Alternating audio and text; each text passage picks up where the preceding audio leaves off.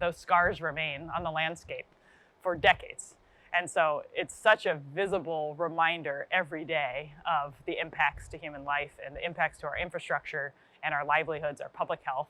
And so it's front and center of people's minds. Right now, it continues to be in all of these communities. The human impact is immeasurable. It's always tough when we see a loss of life. How does that affect the community, and not just on the human impact level, but the concerns for the community, the concerns for the ecosystem, all these ever-changing areas.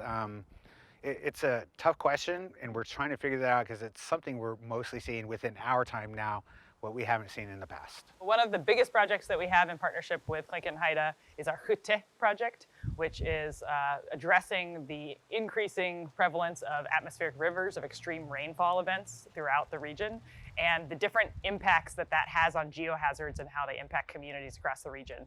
And it's different for every community. We have a group of staff at Tlingit Haida that's going up to weather stations and putting up monitor equipment on possible areas of impact. And so we get to measure that and use it as not just a research aspect, but really find ways of trying to mitigate or educate.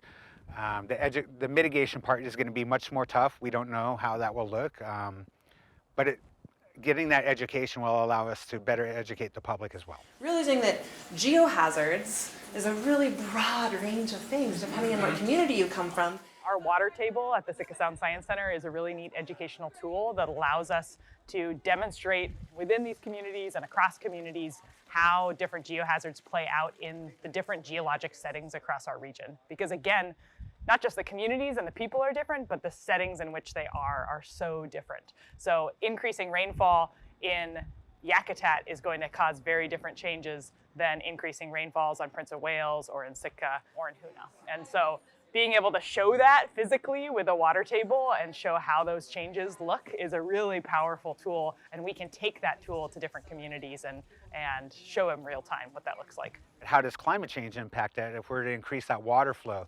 It gives an idea and a model to see instead of having to live through it, which many of us are dealing with right now in Juneau on the Mendenhall River.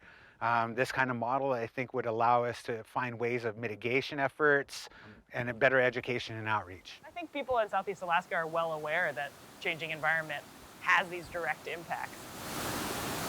We are not a region that is unfamiliar with rainfall, but wrapping your head around what more rainfall over shorter periods of time, these bigger, more extreme weather events can do, I think folks can start to wrap their heads around what that looks like. And it's really, arming people with the tools to be able to adapt to what those changes are, whether they are landslides, whether it's changing sediment flow, whether it's flooding, or on the ocean acidification, warming, all of those pieces.